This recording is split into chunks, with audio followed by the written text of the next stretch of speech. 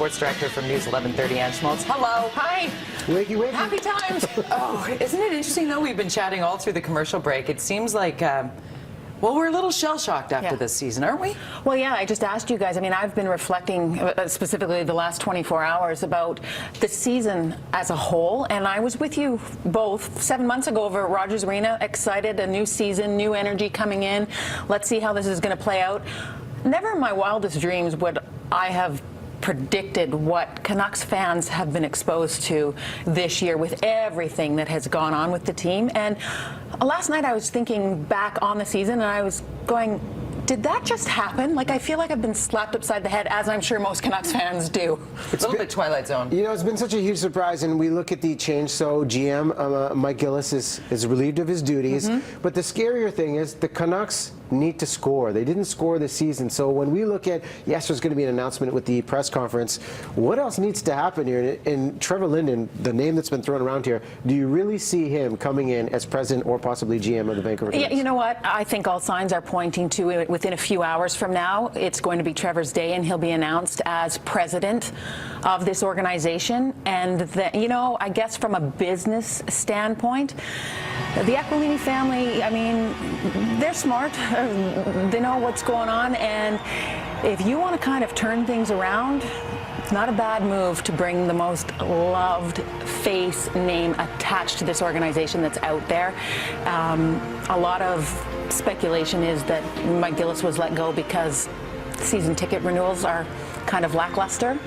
And you know what? Fans need to latch on to something. And I think if you're going to latch on to something, Linden might be the guy. So we'll see. So if Linden comes in as president... that leaves the GM hole open. Right. So what is speculating, obviously. Which I think is a good thing. I think those two roles have to be split up. Absolutely. I don't necessarily think that was a good thing that Mike had to balance both of those, both those roles and the responsibilities that come with each, because they are separate. So for a GM, you want to get a hockey-minded guy in there.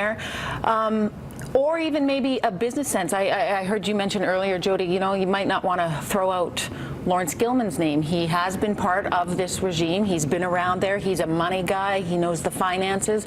You know, I think maybe he could step in. But the big names that are out there, obviously Bob Nicholson from Hockey Canada. We all know the history that he has had. A guy maybe like Brendan Shanahan. Another name, I don't know how well it will go over here with Canucks fans, is Jim Benning, who is an assistant GM with the Bruins. It might not fly with Canucks fans, but he has connections with Trevor. They played together. And that's the key there. Yeah. Once you bring in the president picks the general manager, and then the general manager picks the coach. I mean, you know, maybe there's another name out there too, one that can work well with John Tortorella if he's going to stay, is Jay Feaster. The ties that Torts and Jay have from 2004 with winning the Cup in Tampa Bay. Well, let's talk about Tortorella for a second, because first-year coach, a lot changed with the players' productivity on the ice. Oh, I know. To say the Canadians are 40-point players was a big shock.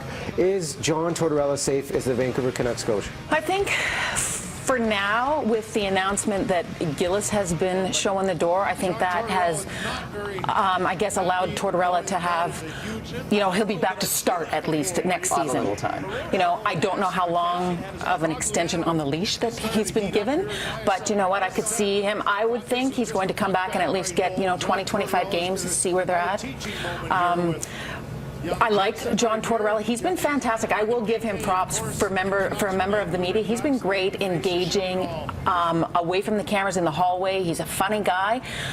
But I just have a sense from what I've watched and what I can gather, he's a one-trick pony and hasn't been able to implement a system that the personnel, the roster, has been able to adapt to. And like you mentioned, Riaz, when you have, you know, one or two guys maybe slipping and falling during a season is kind of it can be expected, but when you have like 6, 7 players with career lows, something's up there. So I'm not completely convinced that the players are buying into his system. So you are in the rink, you're at practices, you're at games, you're in the post-game scrums.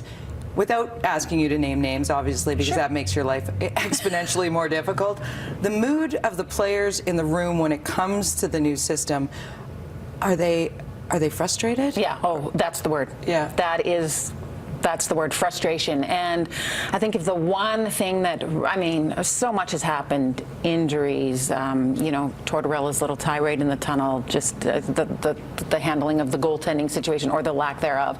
All that aside, I think the one killer that was the nail in the coffin for this team, it couldn't score on the power play. It hovered around the bottom of the league. The penalty kill was there, but couldn't score. Just imagine if they could have scored, a few more power play goals. It might be completely different. And this league is a specialty teams league nowadays. And when you have the man advantage and you can't capitalize, it's going to come back and bite you. And vocal guys in the room and the guys that get frustrated with losing just a little bit.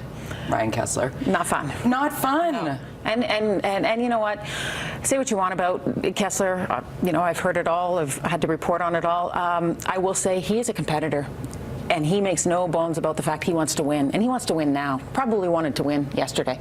And it's not sitting well with him. It's not sitting well with the Twins. It's not sitting well with a guy like Bieksa, that they're not even in the race. They don't even have a chance at the Stanley Cup this summer. So who knows? Wow. Fun times. 10:30 a.m. The press conference goes down. You can catch it live on Sportsnet. You ladies will be down there. Yes. We'll be there. It's going to be interesting.